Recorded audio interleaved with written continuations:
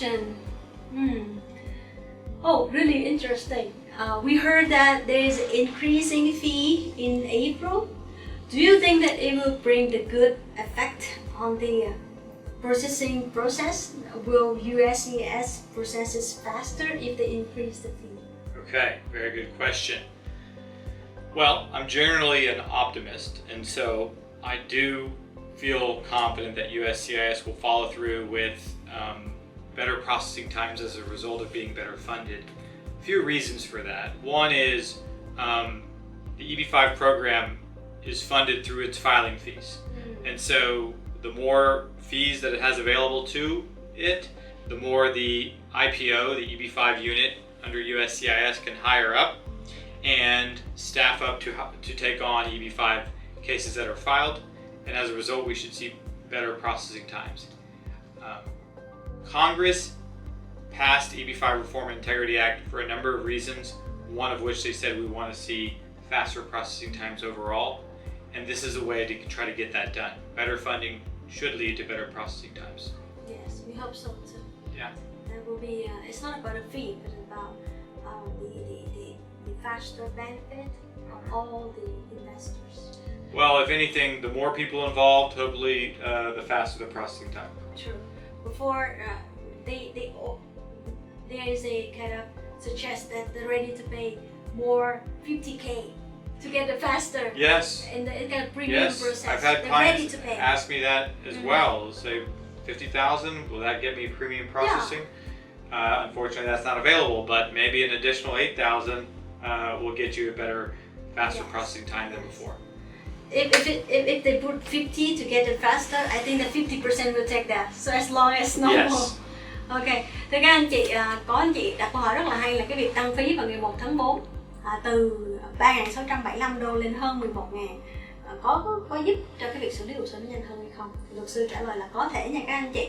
Bởi vì khi mà cái trung tâm xử lý cái hồ sơ EB-5 á, là cái trung tâm IPO, thì họ có thêm cái quỹ để mà họ sử dụng, thì họ sẽ thuê mướn thêm nhân viên để nhanh cái tiến trình xét duyệt hồ sơ, và nó cũng đúng theo cái quy định trong cái luật liêm chính và cải cách doanh nghiệp EB-5 năm 2022, và chúng ta phải đợi tới 2 năm họ mới thực thi.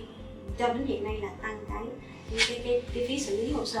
Trước đây cũng có một cái dự thảo là cho nhà đầu tư đóng thêm 50.000 để có cái quy trình xét duyệt nhanh.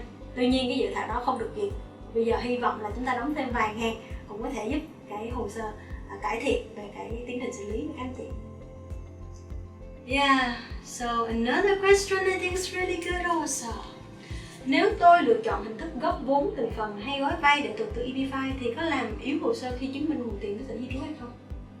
So, if now at this time, right, in the case that I cannot liquidate their money from the real estate, but I still want to do EB-5, there are often a partial payment or taking an unsecured loan to do EB-5.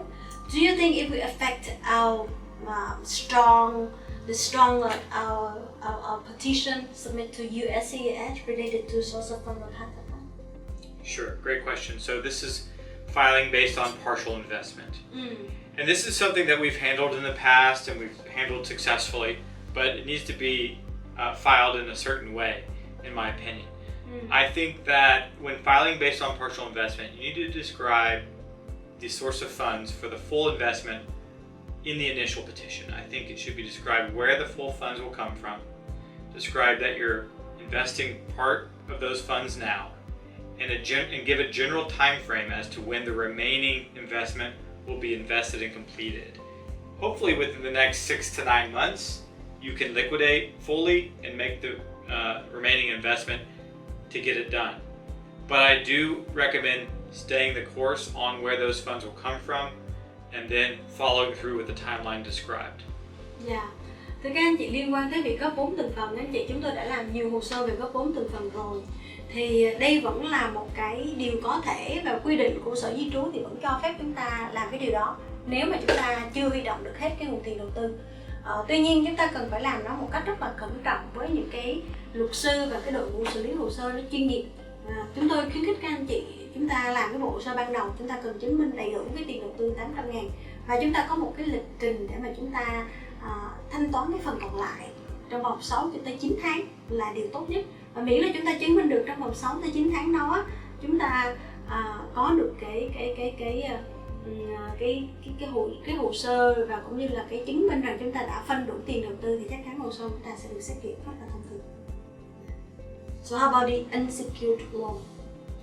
So this has been a kind of a long-standing question over the last 5, 6, or 7 years because USCIS in the past did take issue with using unsecured loans to make an EB-5 investment. But that was litigated in federal court and USCIS lost.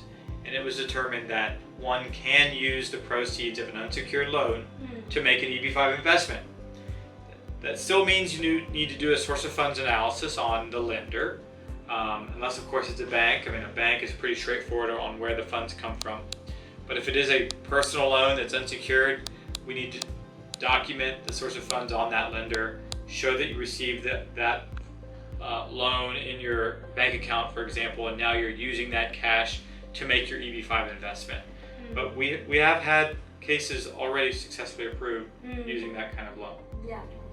Với các anh chị về cái việc mà dùng một cái khoản vay tín chấp để đầu tư EB-5 là khi một cái quỹ nào đó, quỹ tài chính hoặc là một cái ngân hàng đồng ý cho anh chị vay tín chấp để anh chị đầu tư vào tiền EB-5 thì trước đây á, nó đã mất hết 3 tới 5 năm là Sở Di trú đã tranh luận và trải qua rất là nhiều cái lần thảo luận. Thì cuối cùng Sở Di trú chấp nhận cái việc mà anh chị bỏ cái tiền đầu tư của anh chị bằng cái nguồn vốn vay một cái quỹ mà tín chấp cho anh chị. Thì cái này là nó đã xác nhận và chúng tôi đã có những cái bộ hồ sơ đã có cái chấp thuận từ cái gói vay tín chấp này rồi. Nên điều này là hoàn toàn có thể theo đúng luật các anh chị.